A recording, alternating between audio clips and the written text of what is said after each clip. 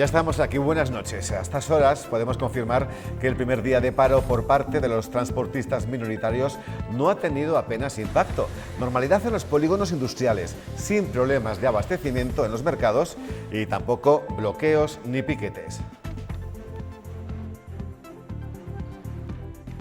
No, yo prefiero que hubiese avisado, que intenten negociar lo que tengan que negociar con el gobierno, con quien sea, y que en Navidades hay que parar, pues se para, pero dar un margen, no hay en 10 días ya paró. Bueno, de momento no se ha visto nada. Mira, yo vengo de Vitoria y no se ha visto, no he visto nada. También les contaremos que la reina Doña Sofía ha estado esta mañana en Burgos por el interés que siempre ha mostrado por el proyecto Atapuerca. Hoy ha vuelto a presidir una de las reuniones del patronato tras aceptar en 2010 la presidencia de honor. Una reunión en la que se ha aprobado el plan de reorientación de sus actividades a partir de 2024, coincidiendo con su 25 aniversario. Venimos de un fin de semana en el que las protestas en Madrid por una sanidad pública han sido protagonistas. Aquí en Castilla y León, el consejero de Sanidad reconoce falta de profesionales y presión asistencial, pero pide que no se politicen las movilizaciones. También anuncia una ronda de contactos con sanitarios y sindicatos. Me hubiera gustado que no hubiera habido una utilización partidista de esta manifestación, tal y como ha sido. Hay que tener en cuenta que tanto el Partido Socialista, que rápidamente acudió a la manifestación, como Podemos, son gestores sanitarios, incluso en el Ministerio, y parte de los problemas que tenemos es porque el Ministerio no ayuda a tomar las medidas necesarias para que haya mayor número de médicos de atención primaria. Les presento a quienes analizan la actualidad en esta jornada de lunes con todos ustedes. Salvador de Foronda, buenas noches, bienvenido, ¿cómo estamos? ¿Qué tal, Rafa? Buenas noches. Gracias por aceptar nuestra invitación. Ya sabes, siempre. Te iba a decir que ya queda poco para saber las listas de los candidatos del PP a la alcaldía en las próximas elecciones. Tú sabes más que yo, ya sabes. Los periodistas sabéis más que cualquier otro. Pero ya queda menos, es lógico, no lo sé cuánto queda, no lo sé. Pero no creo que tarde mucho en salir. Estamos a 14 de noviembre, tenemos un puente en diciembre, que los puentes son así un poco tontos, igual después, ¿no? Yo creo que para el día de San Valentín, el día de los enamorados, puede ser que salga. Pues si vamos a esperar a febrero, no te quiero ni contar. Carlos, buenas noches, Carlos de Buenas Drenaje. noches. ¿Serías capaz de esperar sin problema hasta febrero? Seguramente sí. No me preocupa en absoluto. Es verdad, sí. Es que en tu caso me lo creo totalmente. Bueno, y uno de nuestros invitados de hoy es el presidente de la Federación de Empresarios del Metal, Andrés Hernando. Buenas noches, ¿cómo estamos? Muy buenas noches, Rafa. Gracias por acompañarnos. Que la semana pasada nos alertaba de una posible fuga de empresas del metal por el elevado coste de los trabajadores precisamente aquí en Burgos. Nos dejaste a todos muy sorprendidos por esas declaraciones, Andrés. Bueno, es la realidad que nos toca vivir. En Burgos hemos perdido muchísima competitividad por los elevados costes salariales que tenemos y es la realidad. En este momento hay que recordar que tenemos un convenio que está linkado al IPC y entonces pues vamos a tener un problema muy grande al final de año. Pues ahora en unos minutos nos lo desarrollas más en profundidad, pero vamos con las noticias más importantes de las que tenemos que hablarles, porque más de 200.000 personas, según la subdelegación del Gobierno en Madrid, acudieron a la convocatoria por una sanidad pública y mejora de la atención primaria, una manifestación que, según la presidenta Ayuso, ha estado totalmente politizada. La escuchamos.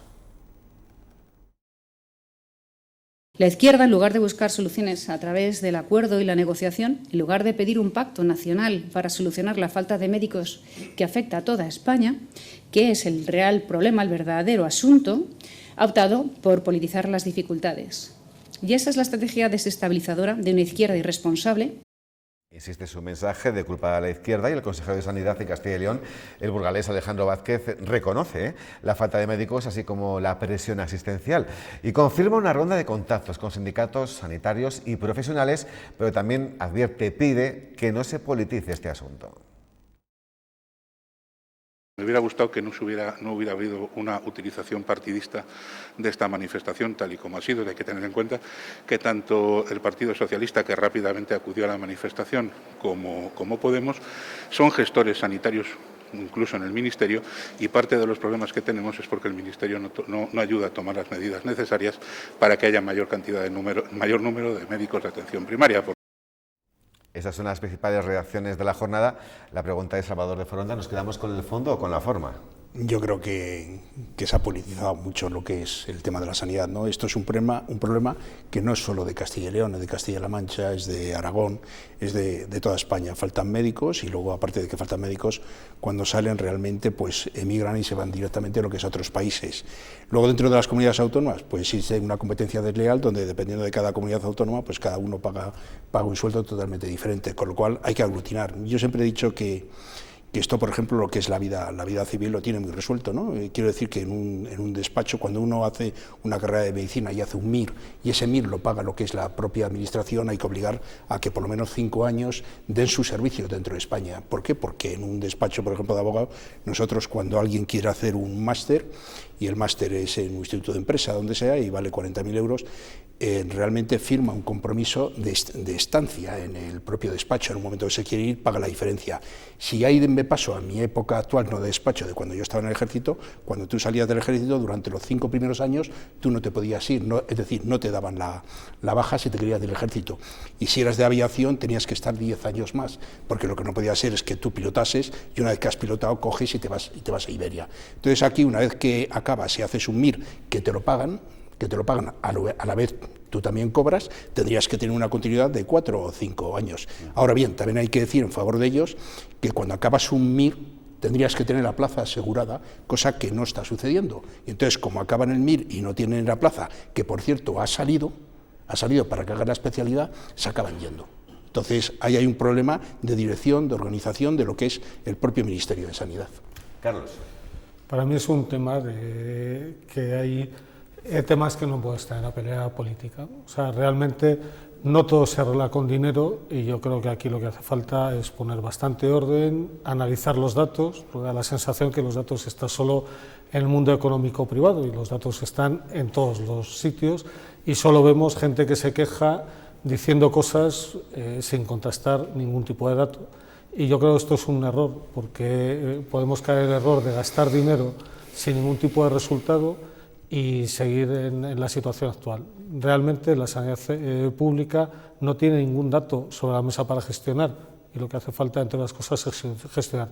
No digo que no haga falta médicos, pero desde luego, si tuviésemos más información y menos peleas públicas, yo creo que los resultados serían mucho mejores. Pero entonces, ¿crees que en este caso la convocatoria sí que ha sido intentar empeorar la imagen de la presidenta de Madrid, entre otros? Todo tiene una vis política. O sea, cuando uno quiere conseguir cosas, normalmente las cosas no se consiguen en la calle, se consiguen en los despachos.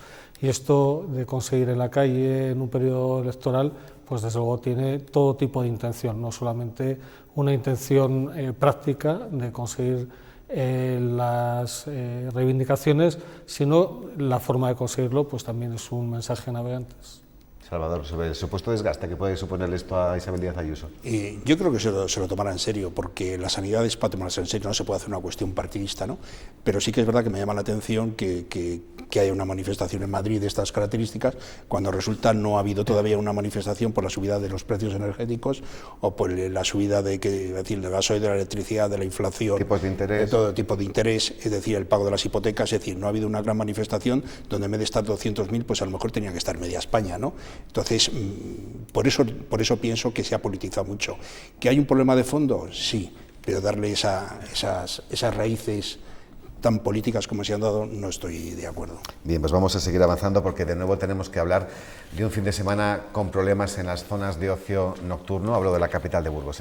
Según publicado el Diario de Burgos, esta vez la zona de la discoteca Caché y Regino S. de la Maza han sido escenario de altercados con 2 heridos. Y ya es algo que no es reseñable porque está siendo demasiado habitual, aunque seguimos contándolo evidentemente, porque ese tipo de actuaciones hay que condenarlas. Salvador. Yo me acuerdo que cuando estuve en el ayuntamiento, ¿no? el tema este sí que era un tema que se daba también a menudo. Se pusieron las cámaras de seguridad y disminuyó. La situación ha cambiado en el sentido que la situación económica que hay, el paro, sobre todo la nueva ley, la ley de policía, que es de seguridad ciudadana, pues ha sido modificada, ha sido rebajada. La presunción de cuando se detiene a una persona ya no se toma tan en serio por parte de los jueces. La detención ya no pasa de 6 horas a 2 horas, hay que llevarles a casa, con lo cual la reducción de las penas todas estas cuestiones dan lugar pues, a esta serie de altercados porque se tiene menos miedo lo que es esa conflictividad que puede haber con la propia policía, es más, se ven los enfrentamientos con ellos, ¿no? Por lo tanto, tú rebajas lo que es la presión de penas y esto es lo que da lugar, lo que es esta problemática en la calle. Carlos. Yo creo que es un tema de educación. Sigue siendo un tema de educación. Sí, es un tema de educación y de respeto. El miedo a la policía ha existido siempre y conforme las sociedades avanzan y la calidad de vida en todos los aspectos, no solo en el económico, prospera, pues la educación se impone y el respeto a los demás y hay poco más que decir. Yo creo que con policía no se consigue más que la gente pueda tener cierto temor y la educación y el respeto y el temor yo creo que no son buenos compañeros. Bueno, pues volvemos a hablar de la empresa, pensando que tenemos... Ay, sí, perdón. Andrés Hernando. Eso, Muy bien, así me gusta. A ver, y perdonad que me meta. No, yo encantado de la vida. Yo estuve en Alemania hace 15 días y en una feria y había una fiesta al lado. Una fiesta de estas de cerveza. Era octubre, pero no era la Oktoberfest, pero había una fiesta. Y de repente había un grupo de chavales que se veía claramente que querían buscar gresca. Y se pusieron a montar gresca con los vigilantes de seguridad de la feria. Los vigilantes llamaron a la policía. En cuanto llegó la policía, todo el mundo se puso firme. Allí nadie se atrevió a discutir a la policía, nadie se atrevió a decir nada. La gente se disolvió pacíficamente, o sea, con los vigilantes de seguridad se atrevían a meterse, pero en cuanto llegó la policía, nos sorprendió, las personas que estábamos allí, nos sorprendió del poder que tenía la policía para hacerse respetar. Y eso quiere decir que había leyes detrás, que hay leyes detrás que ponen las cosas claras, que es un poco lo que decía Salvador, ¿no? Sí, pero a la hora de llevar a cabo determinados hechos igual no se acuerdan de eso, ¿no? Hasta que veían los policías en la puerta. A tener de los resultados, quiero decir. Ya, pero si la policía tiene capacidad para reprimir, no solo reprimir, sino sabe que si alguien le detiene la policía, ese hombre pasa la noche en el calabozo, pasa después no sé qué, tal, eso tiene un efecto claramente disuasorio. Esa es la diferencia, creo yo. Sí, Salvador, ¿querías decir algo, no? Sí, que es un poco lo que está diciendo Andrés, la veracidad de las declaraciones que puede hacer los partes. La propia policía ya no tiene tanta fuerza como antes y ahora la filmación de las actuaciones judiciales, que me digan judiciales, policiales, que también tiene su efecto en las redes sociales, con lo cual eso, el propio agente de la policía se siente desprotegido totalmente. Entonces, si a la gente de la policía se le da la protección suficiente para que pueda imponer lo que es esa legalidad y esa defensa en la calle, o si no estaremos esto que ir avanzando todavía más. También un poco lo que decía Carlos, el tema de la educación y el tema de la situación económica, pues hace bastante. Bueno, pues estoy encantado que Andrés Hernando haya entrado al debate, porque así vamos al capítulo empresarial, ya que no al suyo, al del metal, pero sí al que tenemos que contarles, debido a que la empresa PepsiCo va a despedir a 40 trabajadores de su planta de Burgos. Esta multinacional compró hace 50 años la fábrica de Matutano y ha ido ampliando la producción, pero ahora el fabricante de bebidas y aperitivos ha presentado un ERE alegando problemas productivos que obliga a ajustar la plantilla. Afectará a 550 empleados en toda España. Recordamos que un ERTE, no un ERE, un ERTE ahora mismo afecta a la empresa Cerámicas Gala y otro ERTE, no ERE, repito, ERTE, también a Kronospan, entre otras. Carlos, se van sucediendo ya cada vez más capítulos. Conforme se enfríe la economía, pues va a haber menor demanda interna, menor consumo y por lo tanto veremos más el uso de este tipo de herramientas para no destruir empleo, en este caso sí, porque es un ERE, pero para poder suspender las obligaciones en la medida en la que la demanda caiga. Esto yo creo que es parte del resultado de las medidas que se están tomando con la subida de tipos de interés, con la indexación de salarios al IPC. Bueno, yo creo que está dentro de lo previsible dentro de las medidas económicas que se están tomando. Claro, es que es lo que hemos comentado muchas veces. O sea, para bajar la inflación tenemos que dejar a la gente en la estacada, a tenor de los acontecimientos. Para mí no tiene nada que ver. O sea, no, que la consecuencia es esa, quiero decirte. En estos momentos la inflación no se va a contener subiendo tipos, claro, porque la inflación viene determinada por una situación geopolítica. Por mucho que subamos tipos, la energía no va a moderar sus precios, que es lo que queremos conseguir. Que no se pueda pagar para bajar el consumo, pues yo creo que eso es darse un tiro en el pie, porque vamos a generar desempleo, vamos a reducir el crecimiento, vamos a subir muchísimo la cuenta de la deuda pública. La deuda pública tiene unos intereses que están indexados con el riesgo. Entonces, ¿qué ocurre? Que es lo que he dicho en otras ocasiones, si yo fuera Christine Lagarde también subiría tipos, porque si no a lo mejor la que no está en su puesto es ella. Entonces cada uno hace lo que se espera que haga, pero estamos poniendo recetas antiguas de los años 70 en situaciones actuales que tienen poco que ver. Qué bien se maneja a los habitantes del mundo desde un despacho, ¿verdad? ¿A que sí? Bueno, es que cada cual hace lo que se espera que haga, porque es lo que más suele mantener a los cargos en su sitio. Cuando uno hace lo que se espera, pues normalmente no se le llama la atención. Cuando uno se le ocurre hacer algo, aunque tenga mejor resultado que no es esperado, pues se está arriesgando y está poniendo en duda al menos su situación. Pero te decía lo de que hay que dejar a la gente en el camino, porque precisamente subiendo todos los tipos de interés y más ya todas las subidas que teníamos de la inflación en general, eso anima a que el consumo sea inferior y al final el autónomo, el empresario factura menos y hasta que llega un momento que tiene que cerrar, evidentemente. Salvador. Bueno, lo que es verdad que PepsiCo tiene un producto que es muy volátil en el mercado dentro de la situación económica que hay ahora, ¿no? La hostelería, el consumo diario de las gentes, el dinero en manos del público. Y sí que es verdad que el tema de la inflación también hace mucho daño. Sí que es verdad también que la única manera de pararlo un poco es reduciendo la oferta de dinero, ¿no? Es restringiendo esa cantidad de dinero en manos del público. Por eso viene un poco lo que es la subida de los tipos de interés y paralización de la economía. Y yo creo que tendremos una recesión de 4 o 5 meses y luego volveremos otra vez en la escalada a subir otra vez. No creo que dure mucho la guerra en la situación que está ahí, conociendo la parte geopolítica y geoestratégica de lo que es la Rusia actual, que tiene unas fuerzas bélicas con mucha fuerza, lo que son los primeros, iba a decir semanas, y se ha ido a meses de contienda bélica e irá cayendo cada vez más. ¿Coincide nuestro invitado Andrés Hernando en ese diagnóstico? Me gustaría que fuese así. Yo coincido en el deseo de que la guerra se acabe pronto y que se llegue a una solución. Por lo que se refiere a la inflación y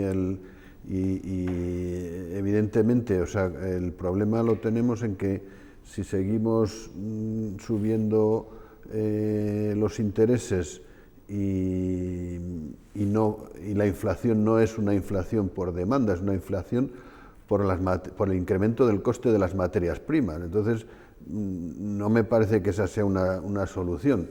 Y al final, ¿qué es lo que va a suceder? Pues lo que ya empieza a suceder, que la economía se enfría, y si se enfría la economía, eso se arregla con paro, no hay otro arreglo. Hay que dejar de producir y hay que cerrar centros productivos y hay que reducir el empleo. ¿Y tu compañía en Hyperbaric, eso se ha notado? Nosotros estamos en otro mundo. Nosotros tenemos la suerte de que somos una empresa muy diversificada, tanto geográfica como de producto. Tenemos distintos mercados donde vendemos los productos y distintos productos para distintos mercados. Entonces, nosotros competimos de otra manera. A nosotros nos viene bien un dólar fuerte y punto. Con eso nos sentimos muy a gusto, pero somos una excepción dentro de un panorama muy complicado. Bien, pues otra noticia del día. No se ha notado el primer día de paro por parte de los transportistas minoritarios. La jornada ha transcurrido con normalidad, sin piquetes ni bloqueos. En los mercados la situación ha sido como la de un día más.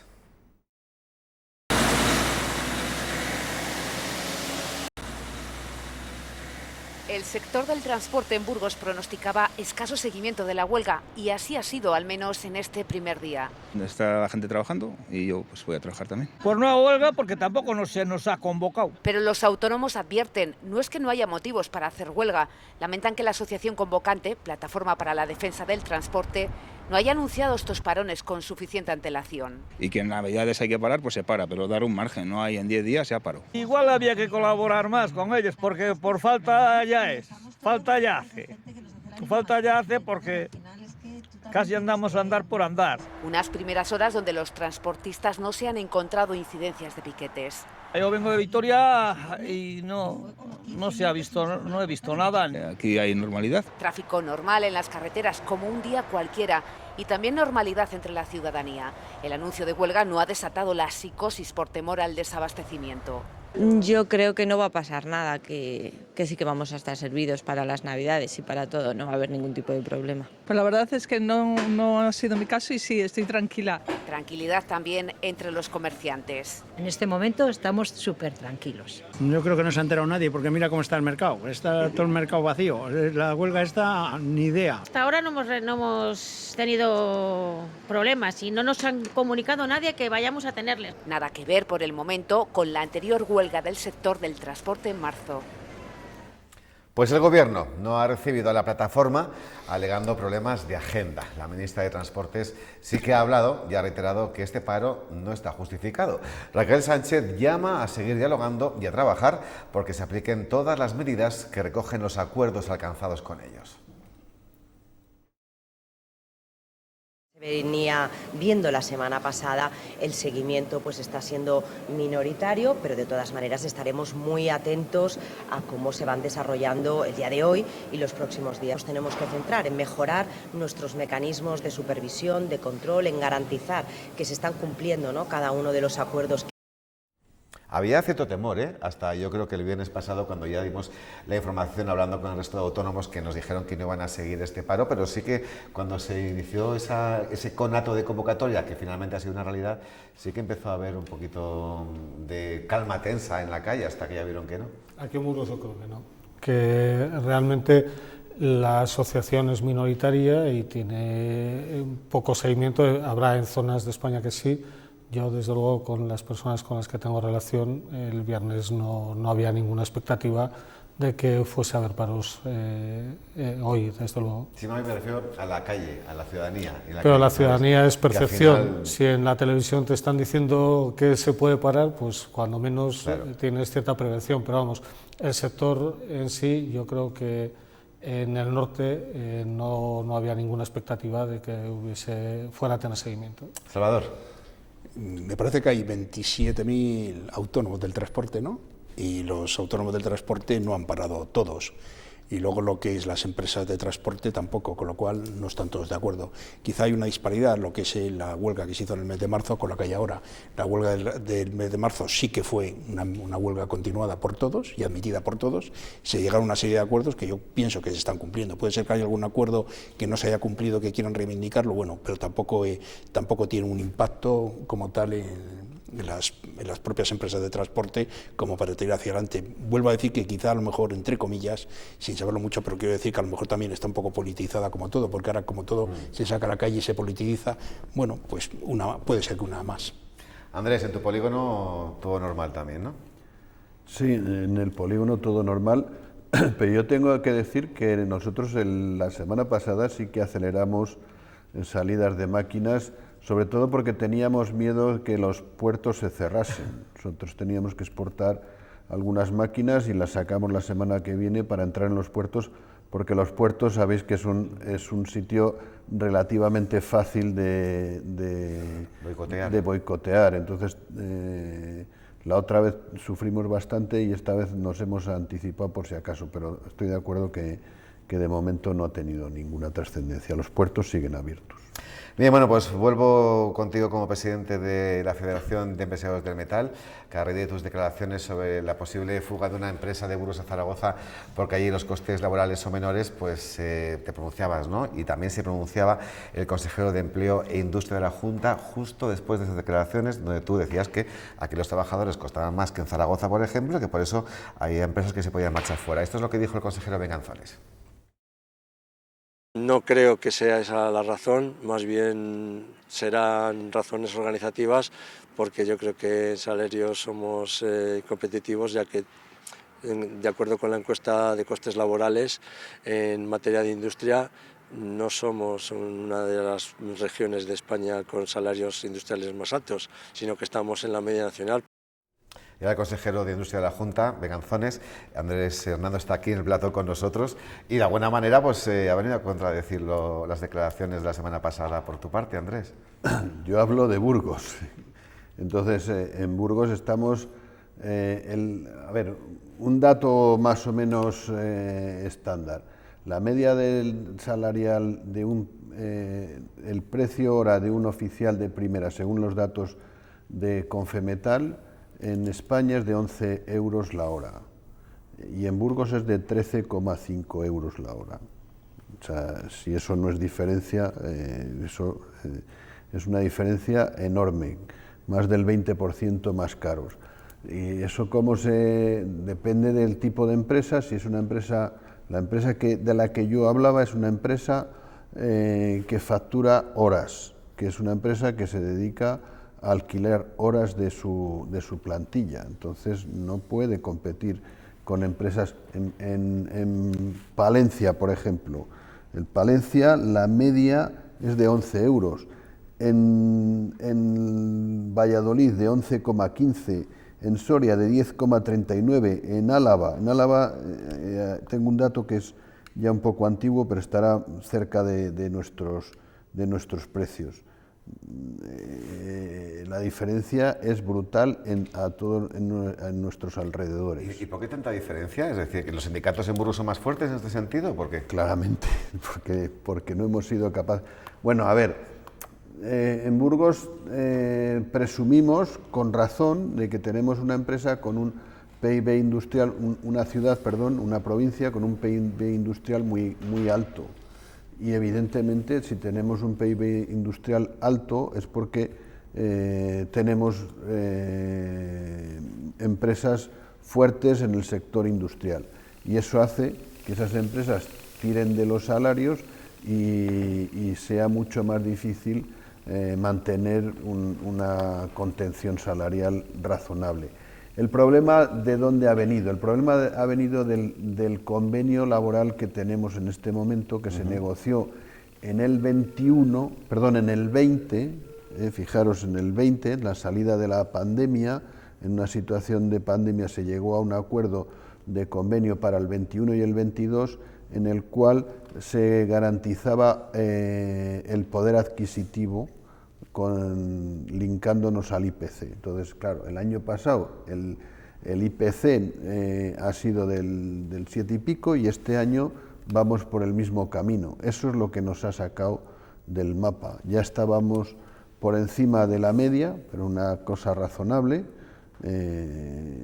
pero es que ahora la situación está empeorando muchísimo debido al linkado del convenio provincial con el IPC. ¿Y cómo va a afectar eso a la cuenta de resultados de las empresas vinculadas a Meta? Porque imagino que por los márgenes no a todo el mundo le afecta por igual, evidentemente.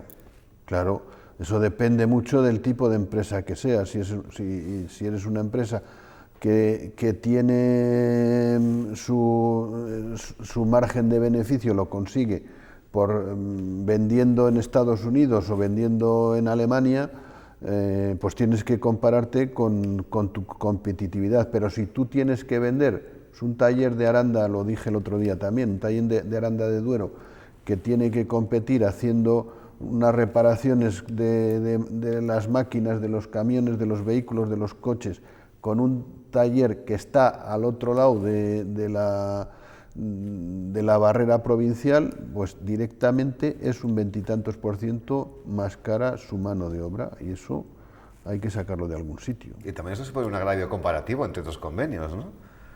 Claro. Hay que tener en cuenta todo. Sí, ese es un poco el problema. Al final tenemos que ser capaces de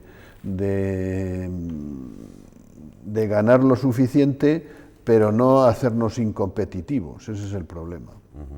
O sea, que las consecuencias al final van a ser que ese tipo de empresas van a perder competitividad, y las consecuencias al margen de eso es perder no solamente poder económico, ¿no? Sino perder empleo. Ese es el... O sea, ¿cómo se reduce? Pues si hay otra empresa que me ha llamado estos días, quieren hacer una ampliación, tienen una planta en Burgos, ellos son burgaleses, y tienen otra planta en Badajoz. En Badajoz el salario de un oficial de primera son del orden de los 10 euros la hora, y en Burgos del orden de los 13 y pico. Pues es que es difícil que les convenzamos de que amplíen en Burgos, si no somos capaces de buscar fórmulas inteligentes. Ese es el problema. ¿Y hay una previsión de los empleos que se pueden perder en este sector a raíz de la aplicación de este convenio? No, una previsión. Esperemos que se pierdan muy pocos. O sea, en el convenio, directamente afectados por el convenio del metal de Burgos, hay aproximadamente 16.000 trabajadores. Con que se pierda uno ya es mucho. Entonces, bueno, lo que queremos es trabajar para que eso no suceda. Carlos, ¿cómo lo ves? ¿Crees que al final todo se va a quedar como está, o que las repercusiones van a ser más importantes de lo que parece a priori? Pues, como bien decía, no solo es lo que se puede perder, sino lo que se puede no crear, o sea, las ampliaciones que podemos perder. Burgos es una provincia eminentemente industrial, casi un tercio del Producto Interior Bruto es industrial. Es una de las razones que nos posiciona como un lugar donde merece la pena vivir, pero llevamos muchísimo tiempo sin ser atractivos para atraer inversiones nuevas.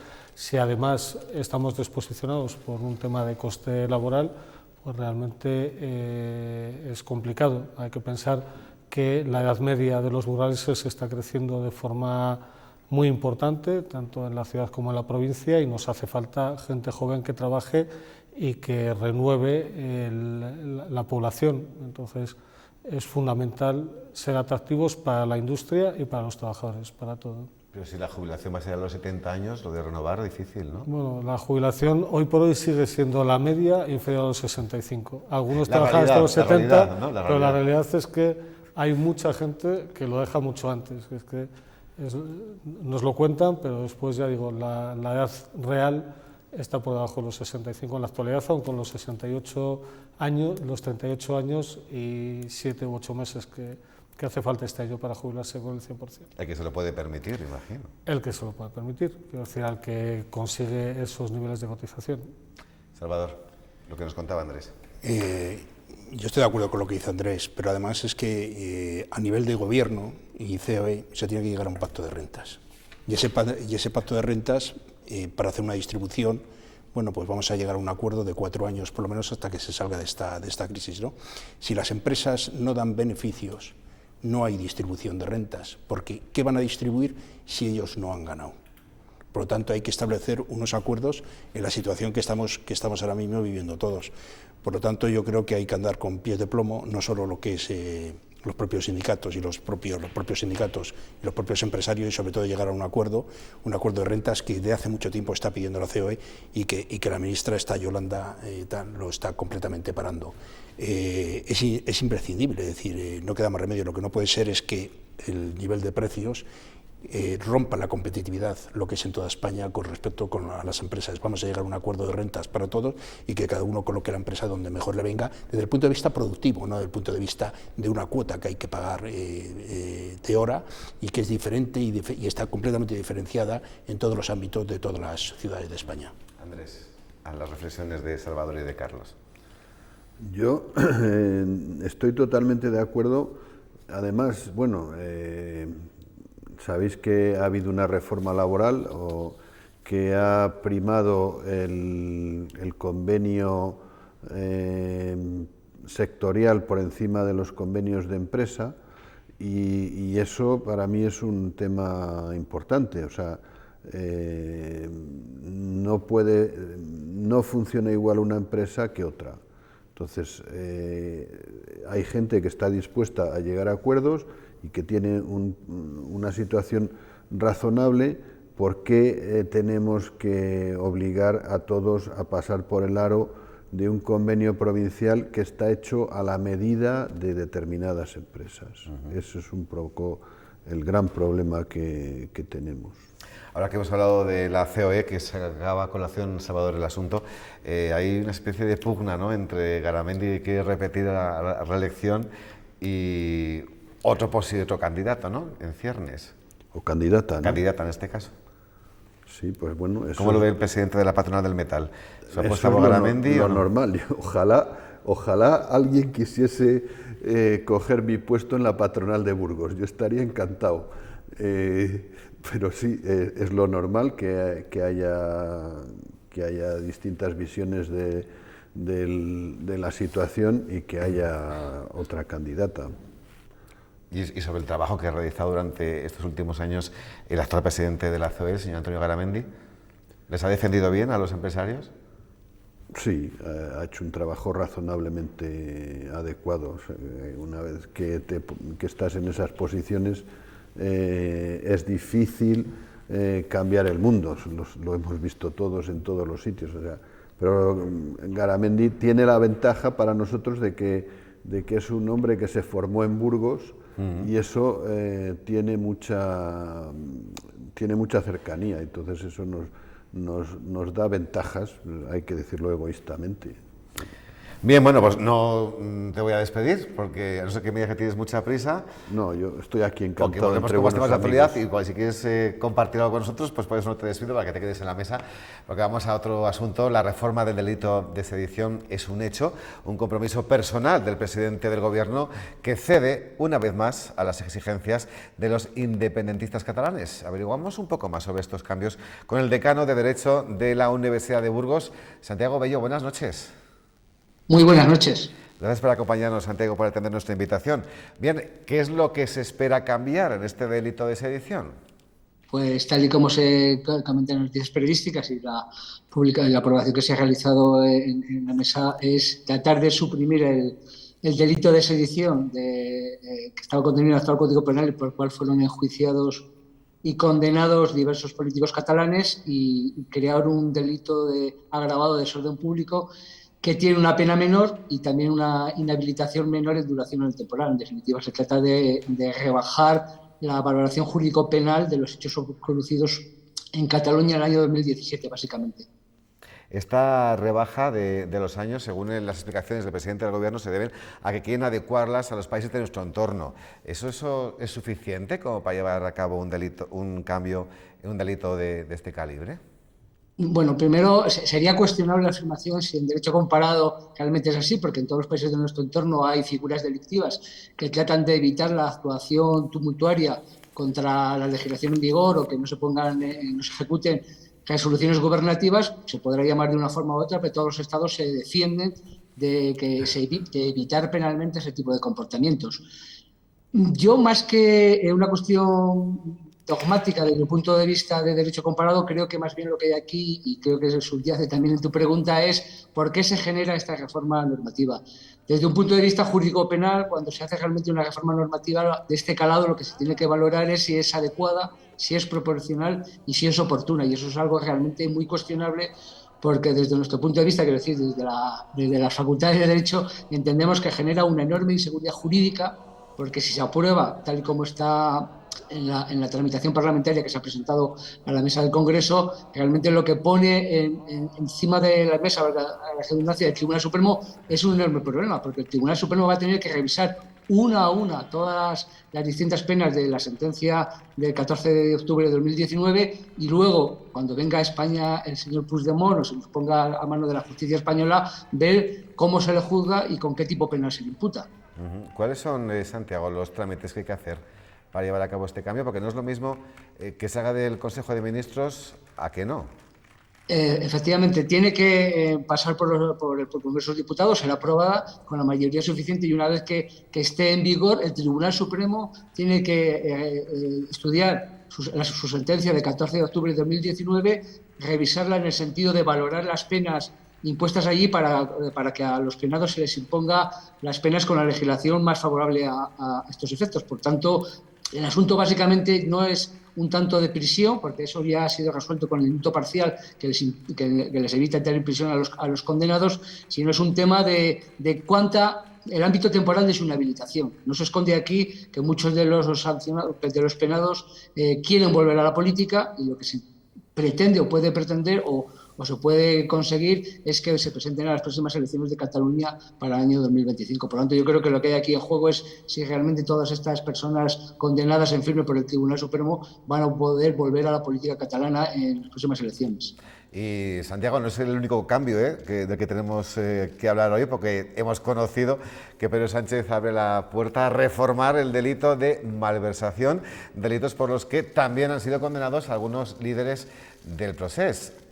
Claro, es que el asunto, perdón que interrumpa, es que se le condenó por malversación junto con el delito de sedición porque se le consideró que el delito de malversación era un delito modal, es decir, iba íntimamente unida a la sedición. Por lo tanto, obviamente hay que ver qué pasa con la malversación y si se pretende reformar la malversación, supongo que se pretenderá también para evitarla de ser castigada con las penas con que lo fueron las personas de la sentencia del 14 de octubre de 2019. En definitiva, es una especie, por decirlo de forma suave, para todas las personas que nos están escuchando a estas horas de la noche, de darle una vuelta políticamente a una sentencia judicial firme del Tribunal Supremo, lo cual, desde mi punto de vista, es jurídicamente una productora de enorme inseguridad jurídica y de bastante sorpresa para los juristas.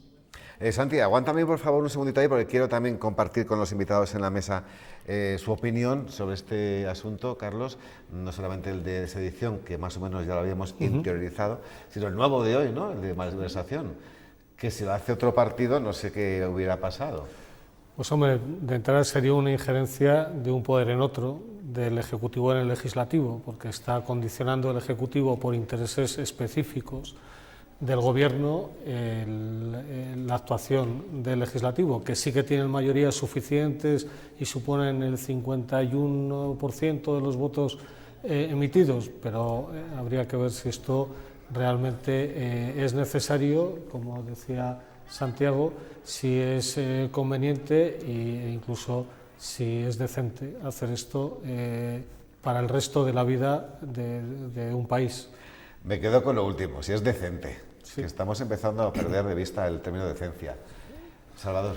Mira, hay un caso curioso, ¿no? que leí una vez con la sentencia de Rato, ¿no? Cuando Rato entra a la cárcel por malversación de la famosa tarjeta que ya estaba creada en Bankia, la utilizó, gastó 90.000 euros y tuvo que devolver los 90.000 euros, ¿no? Le cayeron 4 años de cárcel por eso, ¿no?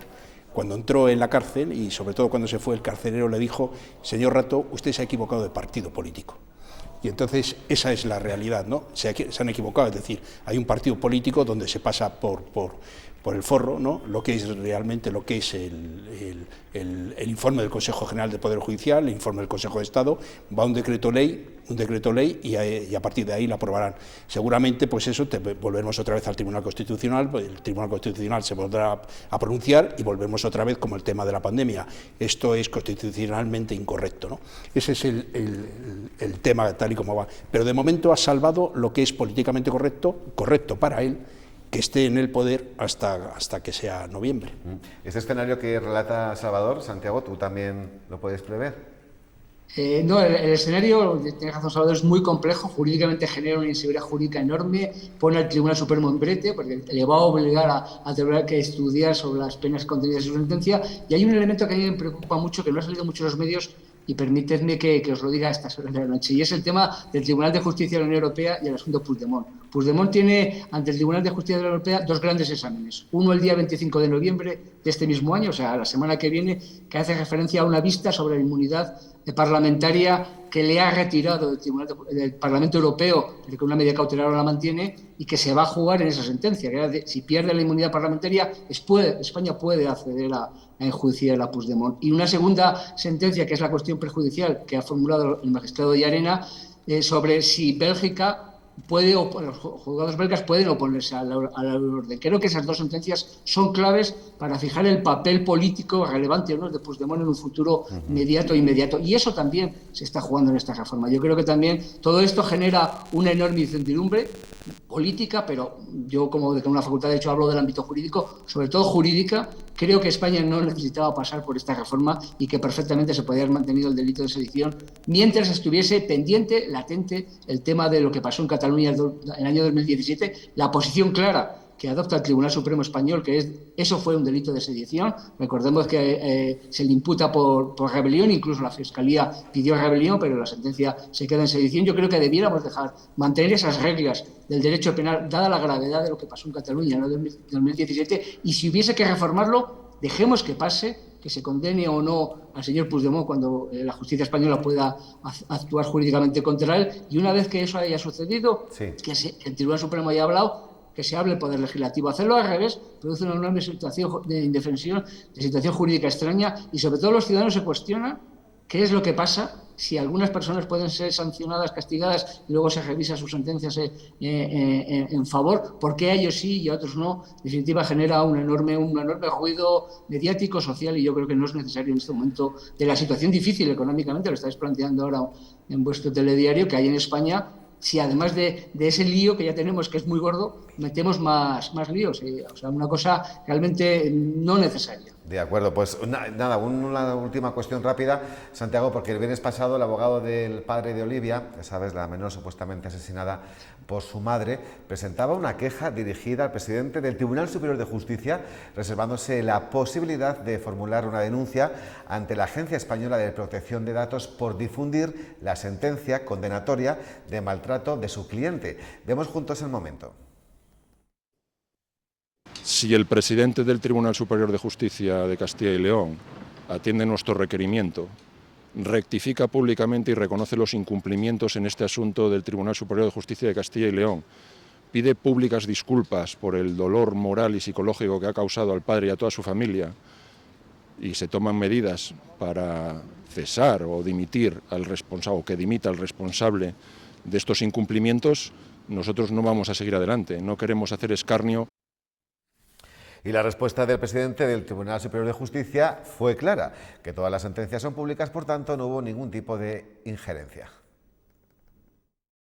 Hemos dado publicidad a las resoluciones judiciales dictadas por los órganos judiciales que nos han pedido los medios de comunicación, como hemos hecho en todos los casos. Resoluciones judiciales que por lo demás son públicas, porque están a disposición de todo el que quiera acceder a ellos desde el Centro de Documentación Judicial. Santiago Bello, decano de la Facultad de Derecho de Burgos, ¿con qué versión nos quedamos? Yo con la del presidente, porque como jurista que soy, leo, consumo diariamente jurisprudencia de los tribunales de justicia. Si las privamos de publicidad, no solamente se genera una enorme incertidumbre sobre qué está pasando en nuestro sistema judicial, sino que todo esto es consecuencia de la transparencia de los poderes públicos, no solamente españoles, sino también europeos. Es algo, para mí las sentencias tienen que ser públicas.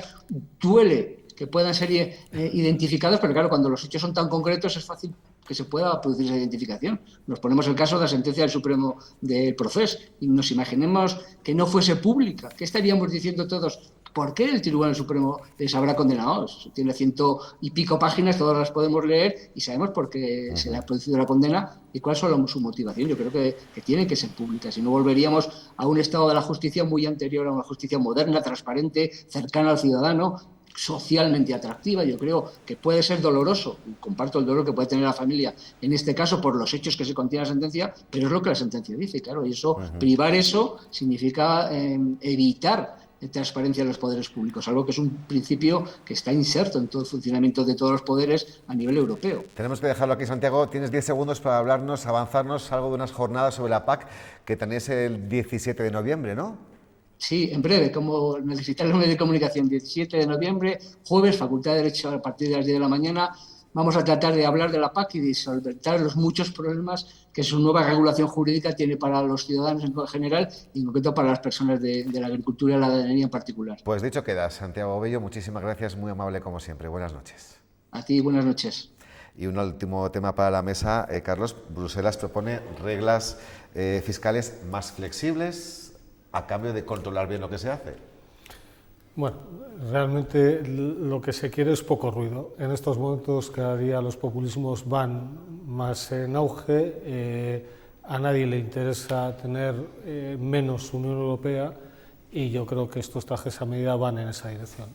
Yo creo que no ganaríamos nada tensando la cuerda entre los países y en una situación como la actual en la que la deuda pública de los países, sobre todo del sur, el devenir económico va a ser bastante distinto y también las citas electorales pues, no pueden estar en contra de Europa y estas son medidas a favor de Europa dentro de un traje a medida para cada gobierno en cada momento. Lo hemos visto en Italia, que hemos pasado de ser antieuropeos a querernos quedar con ciertas reglas, y esto yo creo que lo que hace es posibilitar esta situación.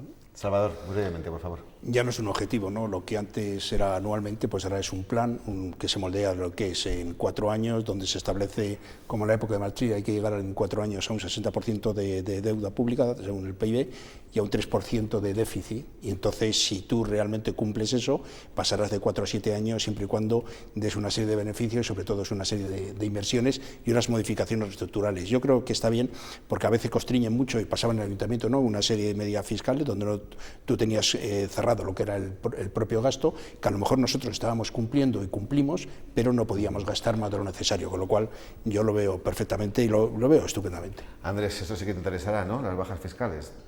Por supuesto.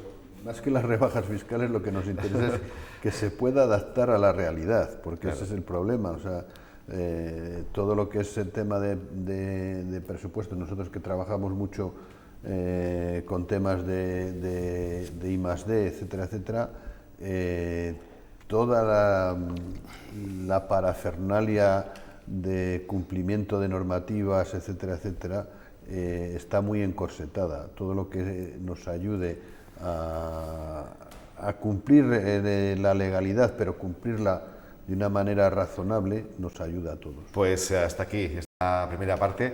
Andrés Hernando, presidente de la Federación de Metal de Burgos, gracias por haber aceptado nuestra invitación. Muchas gracias por lo que nos has contado. Muy buenas noches. Lo mismo para nuestros colaboradores de hoy, Salvador de Foronda y Carlos Alonso de Linaje.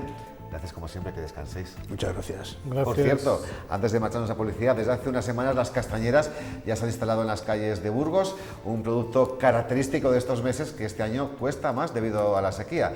Dicen que entre semana la venta ha disminuido y que las altas temperaturas tampoco han ayudado.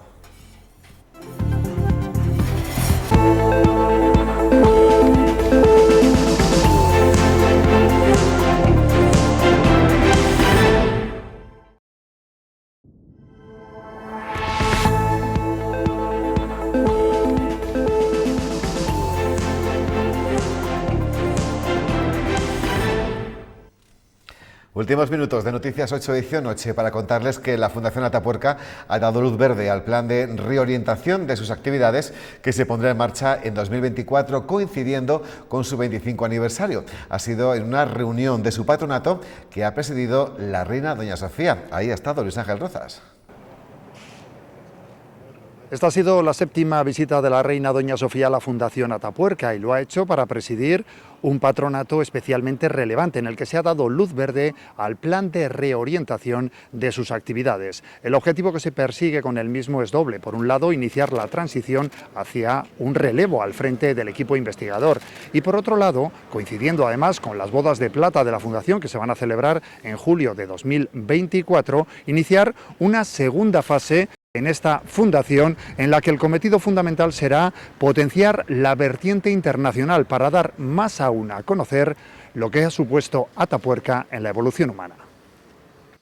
Unos planteamientos de qué se podía hacer en el más amplio sentido, desde el estudio, desde la investigación, desde la comunicación, para que realmente el proyecto Atapuerca tenga ese alcance mundial que realmente le otorga el ser patrimonio de la humanidad. No se va a improvisar nada, como decía, llevamos ya muchos años hablando de cómo va a ser la transición, cuáles son los nuevos proyectos. Decirles también que la 8 Burgos ya tiene a sus 15 nominados del año. Desde hoy hasta el próximo 9 de diciembre pueden votar. En la categoría Valores Empresariales, los nominados son Nicolás Correa, Consejo Regulador Ribera del Duero y Centro Tecnológico de Miranda de Ebro. En Orgullo Rural, Santibáñez del Val, Asociación La Tanguilla y Belorado. En Valores Humanos, Fundación Lesmes, Accen Burgos y el pediatra Rodrigo García Zuazo. En Valores Culturales, Proyecto La Estación, la pintora María José Castaño y el Belén Monumental del Ejército. Y en Valores Deportivos, el Burgos Club de Fútbol, el Club Tenis de Mesa y la Vuelta a Burgos Féminas. La gala se celebrará el próximo 14 de diciembre a partir de las 8:30 de la tarde en el Foro Una Evolución. Y ya nos marchamos. Este lunes 14 de noviembre nos deja la resaca de la manifestación en Madrid por una sanidad pública. Aquí en Castilla y León, el consejero de Sanidad reconoce falta de médicos y presión asistencial, pero ha pedido que no se politice este asunto porque es algo muy serio. Gracias por acompañarnos. Nos vemos aquí mañana a las 10 para contarles lo que pasa. Descansen. Adiós.